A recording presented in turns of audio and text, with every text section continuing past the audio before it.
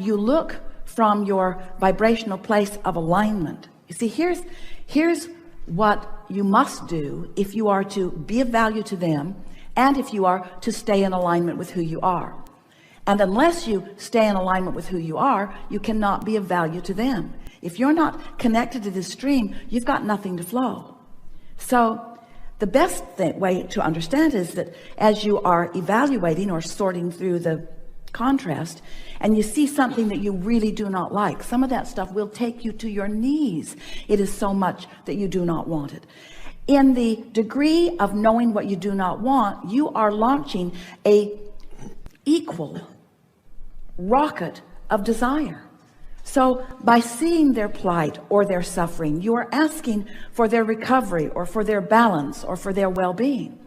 You're launching this rocket, and source becomes a vibrational match to it. In other words, the suffering of the world has created a vibrational reality of such well-being and such proportion we can't even describe it. And it is from that balance of well-being that new ones are being born.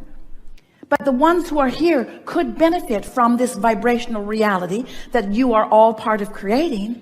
But you've got to be in the vibrational vicinity of it, or you as an individual or as a part of mass consciousness do not realize it. You don't get to let it be part of your experience if you don't believe it, if you don't expect it, if you're not a vibrational match to it. You can't set your radio dial on 101 AM and hear what's being broadcast on 98.7 FM. In other words, the frequencies have to match up. So you can't have your frequency set on poverty in the world or suffering in the world and be part of the flow of the pure positive energy. But here's the thing. You see, source is flowing to all of you, to all of them. There is a river, a stream, a powerful flow of clarity and abundance and well-being going to all of them. The question is, why aren't they letting it in? How is it that they've come to practice thoughts that hold them in a vibrational frequency? And you kind of ought to know that you're practicing thoughts that hold you in that frequency, because these thoughts that are holding you apart from the frequency of alignment feel so awful when you think them, you see. And so the best that you can do for anyone is to thrive in every way you can. And in your thriving, in your holding yourself in alignment, because thriving and alignment are the same thing, as you hold anyone as your object of attention. And this goes to the heart of your question. What can I do? What can I do? You said. When you're tuned in, tapped in, turned on, and you're holding someone as your object of attention, you are flooding pure positive energy all over them. Whether they can receive it or not is not something that you have very much control over. And they're going to look at you and they're going to say, but you're happy and I'm not. I need you to understand my plight. Otherwise you can't help me. And you want to say, if I understand your plight, I will be a vibrational part of your plight, and then for sure I can't help you. But they don't want you to be over there thriving. They want you to be over there suffering with them, because it's all they know. They're not sucking you in because they don't care about you. They're sucking you in because that's the momentum of what they've got going on. So you have to understand how this works. You have to decide if you want to be part of the wellness, if you want to be part of the abundance, if you want to be part of the solution. The vibration of a question and the vibration of an answer are very different frequencies. The vibration of a problem and the vibration of a solution are very different frequencies. So when you tune yourself by focusing upon things that make it easy for you to align, going as general as you need to go in order to align, and then tune into who you really are, and then hold someone as your object of attention. It is our promise to you that if you can hold someone who you formerly saw as suffering as your object of attention, and you've practiced so well that you see them as thriving. That's what Jesus did. As you stood before him dripping your illness, he saw not your illness.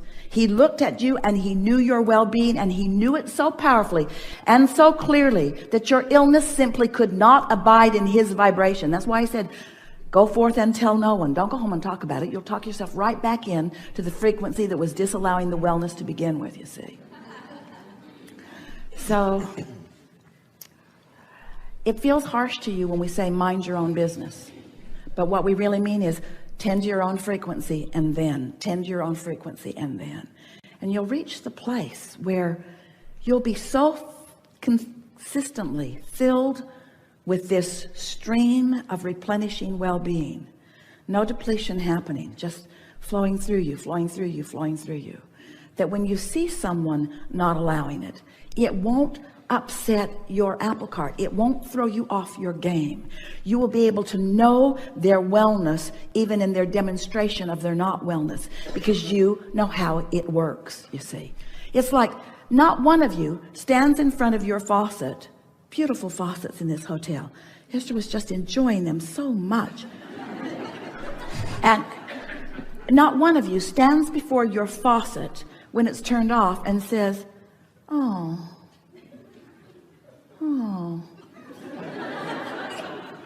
mine's broken. There should be water flowing out of that all the time, you say. You know that from a moment to the next, it can be not flowing or flowing. And we really want you to understand that for those people who look like they're not flowing, from one moment to the next, they could be flowing. But if you see them as not flowing, then you are a perpetuator of that, you see. I understand that. I appreciate that response. I think it's really general, wasn't it? Yes. It's really general. So easy to understand. So easy to feel.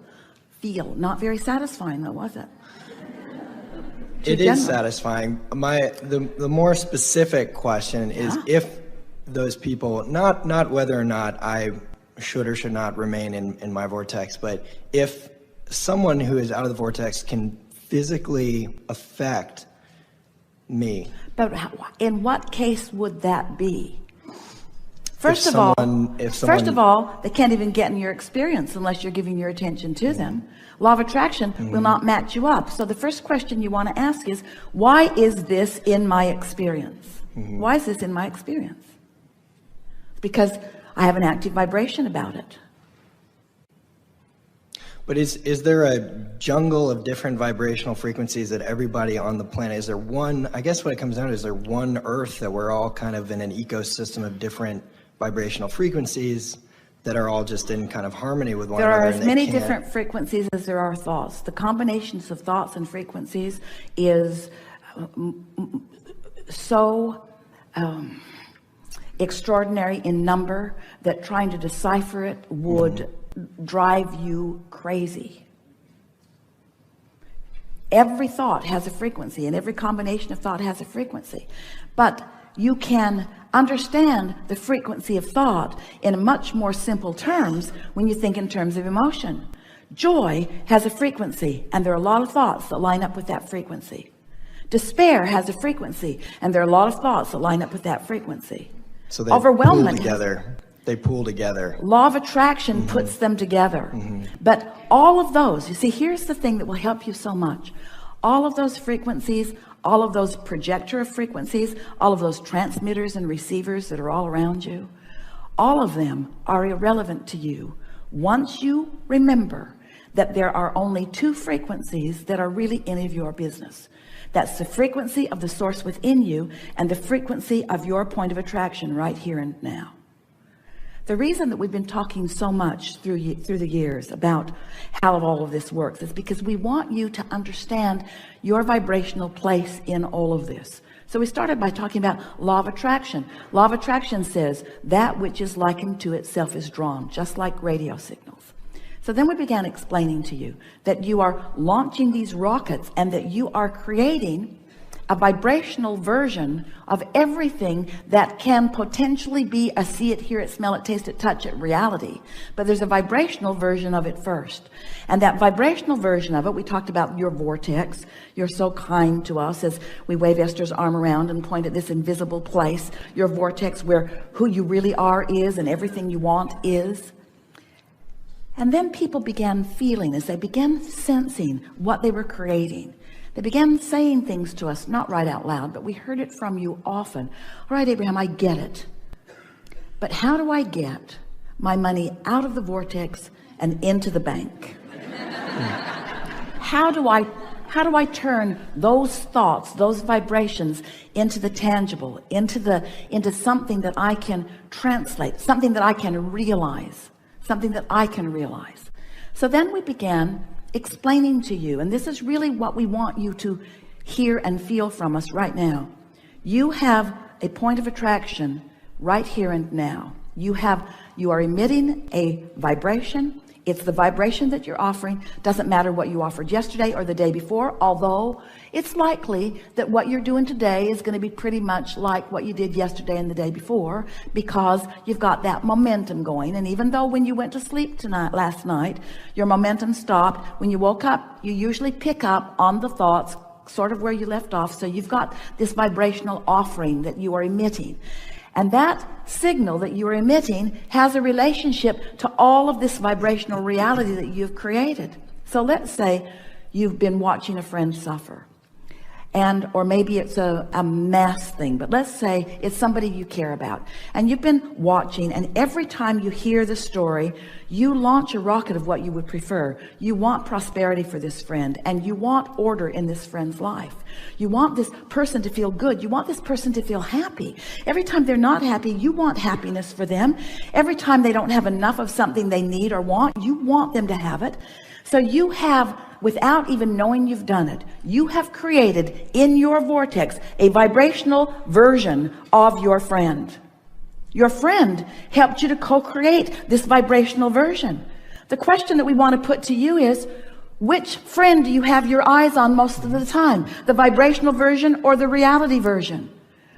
Which friend are you thinking about? Are you focused unconditionally? Get it? Or conditionally?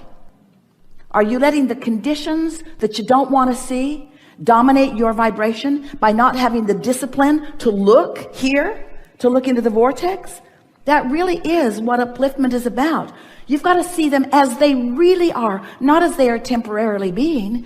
And when you catch a glimpse of who someone really is, and you reflect it back to them as often as you can, you speak only when you're alignment to your children, to your girlfriend, to your boyfriend, to the people that you care about, to strangers. You get in the vortex, or you get in vibrational alignment with what's in the vortex, and that's when you speak.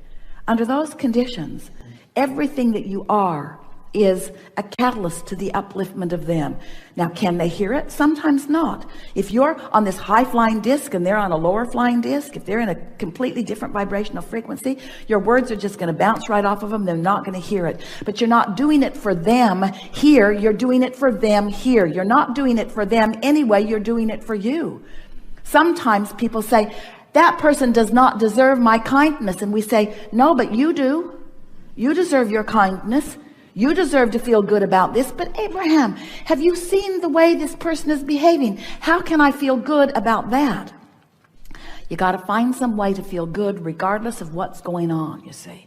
That's what unconditional love is.